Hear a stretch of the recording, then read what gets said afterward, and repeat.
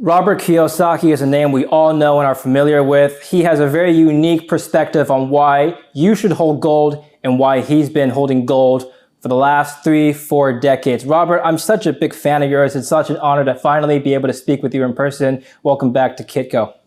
Well, thank you, and I appreciate Kitco, and I want to congratulate you for being such a young guy.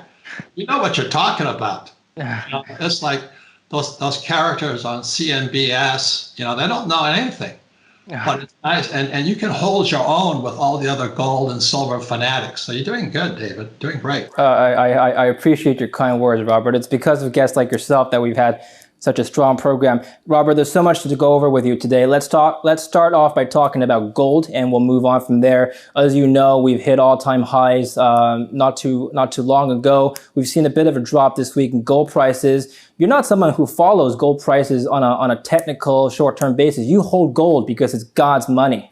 Tell us about that.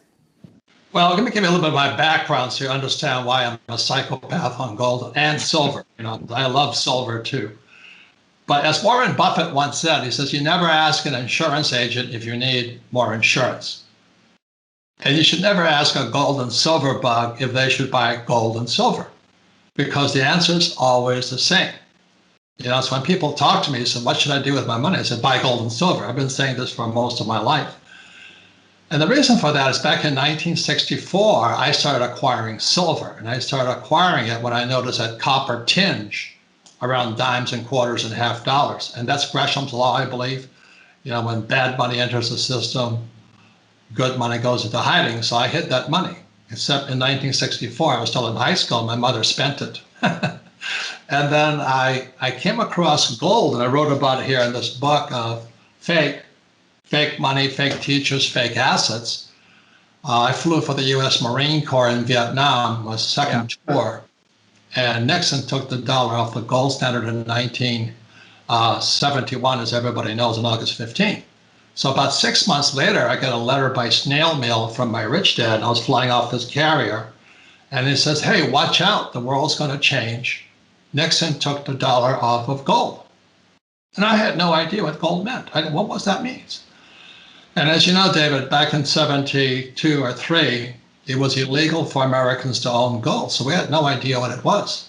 Yeah. So being Marine pilots versus Air Force and Navy pilots, Marines aren't the brightest guys on earth. We don't win any IQ awards.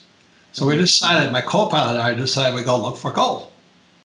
And we read the map of Vietnam and said, oh, look, a gold mine.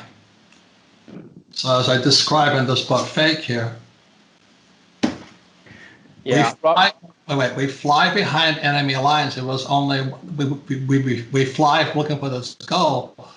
The one problem was the enemy had overrun it. NVA had taken it. So we fly into this little village to look for gold. We disarm ourselves. We walk up to this little bamboo shack, and we start haggling for gold. And back then, gold was just passing about $48 an ounce. And I thought because the Vietnamese woman she had little red teeth because she chewed betel nuts, because she was behind enemy lines, I could get a discount on gold. Mm-hmm. There was no discount. She says spot. She didn't speak any other word of English except spot. And I didn't know what spot meant. And so here I'm a college graduate. I don't know what spot means. I don't know what gold is. And I had to find out that the price of gold is the same all over the world back then.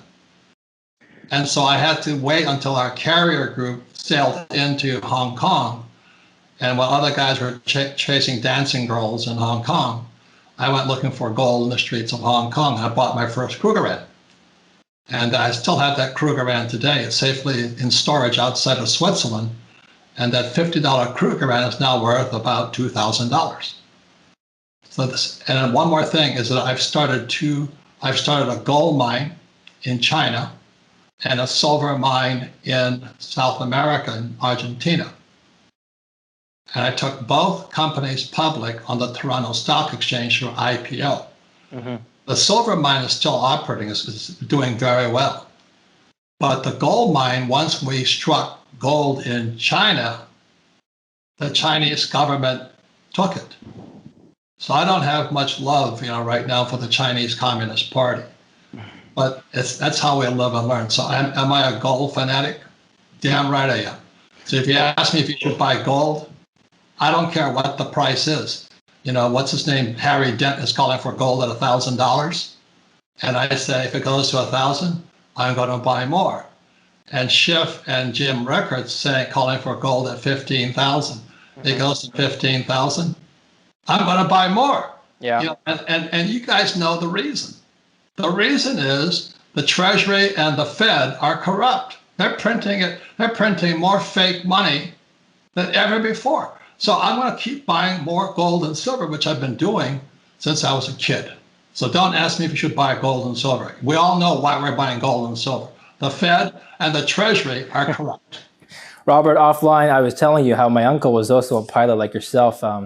So I can relate to some of these stories that you told me. Now, you're also telling me about how you're getting ready to run from America. You're taking all your gold and silver belongings and you're getting out of there. What's going on, Robert?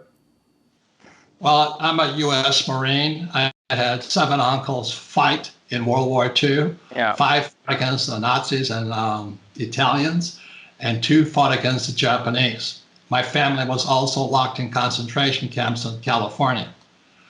And so I had 7 uncles go and all this. So I fought for capitalism.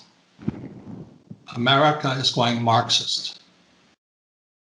And when I look at what's going on in Portland and Seattle and New York and Chicago and the cities, I mean, how in the world can we defund police and all this? How in the world can we keep printing money and doing what we do? So way back when, David, I started storing gold in Switzerland and in Singapore.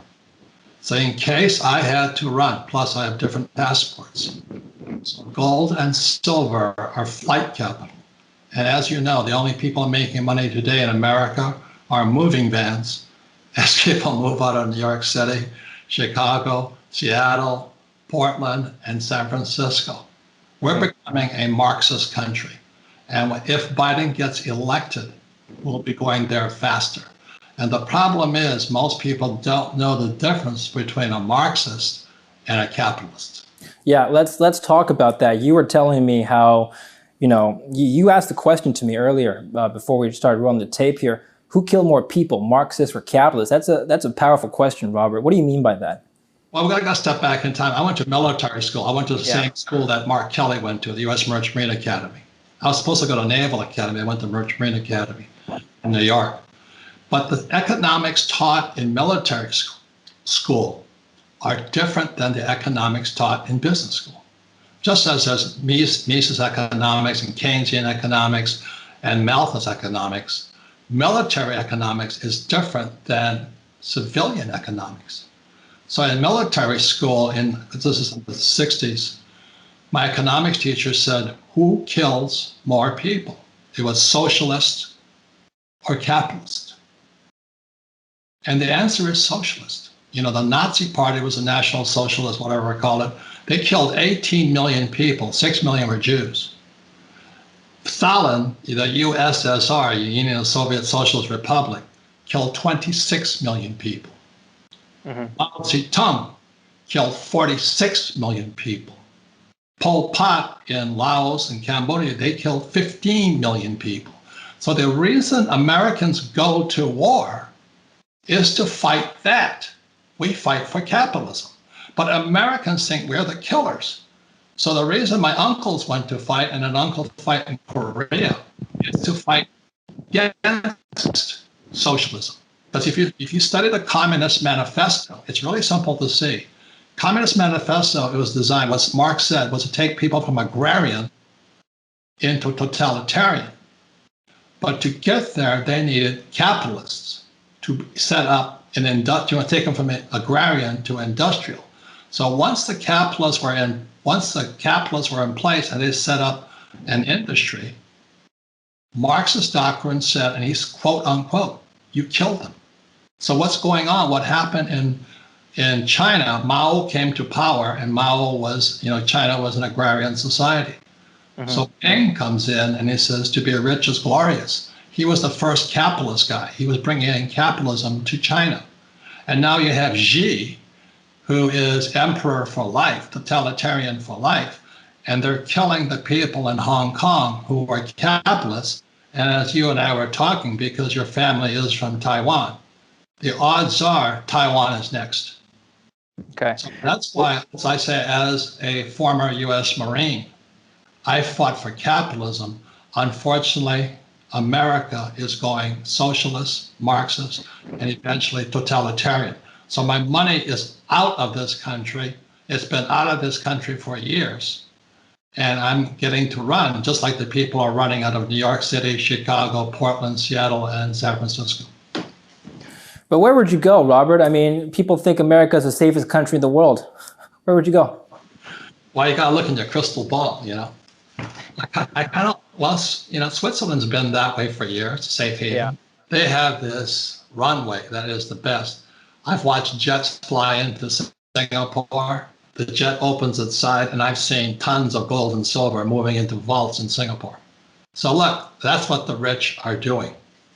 And that's why I have gold, silver, and now Bitcoin, simply because it's international currency. It operates outside the Fed and the Treasury. We're gonna talk about geopolitics in just a bit here, but going back to what you said earlier about the U.S. becoming Marxist, how did this happen? How did we get here, Robert? How do we get from Reagan breaking the Soviet Union and bringing down the wall to Marxism, which is what you said?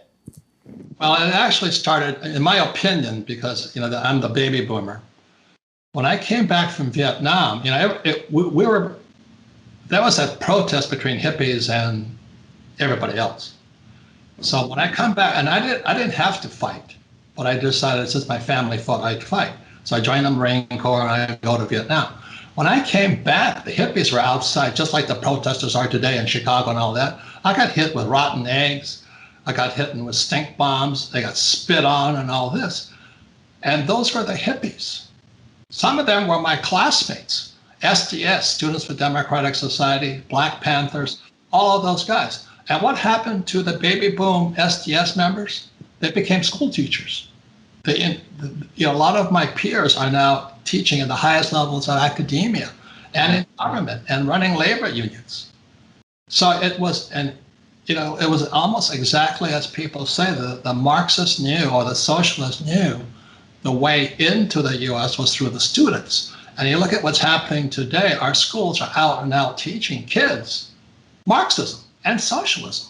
Robert, we spoke last time you were on Kitco. You had said that this was 3 months. This was back in March, the height of the coronavirus outbreak here, and this was just in the beginning phases of the lockdowns. And you had said that the lockdowns were engineering or manufacturing unemployment. You had called it criminal. These are some strong words. What would you have done differently if you were in the Senate? I wouldn't say anything today because I don't know if you know this, but the Washington Post hung me out to dry as a racist. Oh, wow. I said, how can I be a racist? I'm not a white guy. They didn't like that comment either, you know what I mean? So the freedom of speech is gone. Freedom of speech, freedom of assembly, and also the freedom of religion. They shut down the churches. This is all Marxist. And then you look at the Sixth Amendment. The Sixth Amendment states you have the right to face your accuser. So if I accuse you of being a racist, then I should come in front of you and say that. But today, due to social media, you can get accused of that just by invisible people, millions of them swarming around the place, representing the uneducated. I don't know if they're uneducated, but they just have a point of view. So that's why I'm concerned, is we're going more and more Marxist. But it actually started in September 17th, 2019, when the repo market went crazy. The repo market interest rates went from like 2% to 10%. But that was indication that the Fed and the Treasury were going bankrupt. Right. The repo market is what I call the pawn shop of the financial system. So what happened when the repo market went crazy in 2019, the Fed and the Treasury stepped in and took over the repo market. And then they started manipulating prices. So that was September 2019. December 2019, oh my God, COVID, Wuhan. Right. It's like so I criticized that. I said, there's something fishy going on. Well, as you know, if you criticize any of that stuff, vaccines and all that, the mob comes after you. Look at the doctors who said, COVID is BS, they get fired, they get taken off. If that's not Marxist, if that is not the First Amendment being destroyed, I don't know what is. Mm-hmm. And then to get accused by the Washington Post, which is Bezos' bunch, and I have no defense. I'm just going to play devil's advocate here to what you just said. A lot of people would agree with you, by the way. But just to play devil's advocate here, this is the worst pandemic we've ever seen. If the government didn't lock us down and prevent us from going out and meeting other people, which could have potentially been escalated into a worse situation than what we've seen now, what else could they have done, Robert? Was this really, what other courses of action could the government have taken? Well, the question is, who originated it? There's evidence today that it's manufactured. The question I have, is this biological warfare? That's my question. Being a military guy, a Marine, I'm not that bright, but I get suspicious. And then I interviewed David Stockman, who was Reagan's budget director, a couple of days on Rich Dad Radio. And I asked him, I said, what's the difference between Reagan and Trump? And Stockman's a very smart guy. He ran the budget for the Republicans. He says, the first thing Reagan would have done, because I don't know if you know this, but Reagan fired PATCO. It was when the air traffic controllers went on strike, I don't know, back in whenever Reagan was the president. Reagan just fired all the air traffic controllers, shut down the whole country, says, we're not going to fly with you guys going on strike. So when I asked David Stockman, again on Rich Dad Radio, there's a plug there. It's the best interview I've ever heard by Stockman, because he's actually a comedian. And he says the first thing Reagan would have done was fire Fauci. Okay. And so David, when you see Trump, he stands there, Trump's a big man, because he's a friend of mine. And this little tiny dweeb sits there, and Trump says nothing. And then what Stockman calls kerchief lady, Dr. Birx, he says, what power do they have over Trump? See, those are the questions that suspicious minds ask. When I look at that, I say, how does this Fauci have the power to basically destroy capitalism when the facts state that COVID does kill people, but it kills a certain group of people? It doesn't kill everybody. And so those are the questions, I've always had as a person who, not that I don't trust my country, I just don't trust them. Well, I don't trust the media. Where is the incentive coming from? Who would manufacture something like this? Why would anyone want to do this at a time when globalization is such an important aspect of our well-being? Well, because globalization is very, very left. Trump is nationalist. What happened in America is when they started exporting, China came on board around 1972, 70, under Nixon. Our jobs left America. One of the reasons drug abuse is up so high is the American worker is losing their dignity. They're losing their jobs. And so rather than face reality, drug use goes up. But there's a correlation between prosperity going to China and other countries and jobs leaving country. You look at what happens. So guys like me, I make more money when jobs leave, truthfully, because my manufacturing is done in China and Taiwan and Korea. And so we just recently, this is before COVID, we started bringing our manufacturing back to the States, because Trump is my friend. This is my book here, Within Two Men, One Message, Yeah. And we've got to get back to protecting the worker and the jobs. Now that goes against the liberal point of view of let's all hold hands and sing Kumbaya. Well, that's good in theory. I agree with it in theory. Just like yesterday, they signed a peace agreement between the UAE and the Jews. That's important. But at what expense? You look at NAFTA, all that did was suck jobs out of America. And so what happens to the worker? That's my concern. And that's what Trump's concern is. So I'm not Republican or Democrat, but I am a capitalist. Sure. And I studied economics in military school, not business school. I did go to business school. Robert, this is one of the questions that I get most asked by people that I know, investors who are concerned about the markets. Are we headed for war with China? I would say so. I think we're already at war.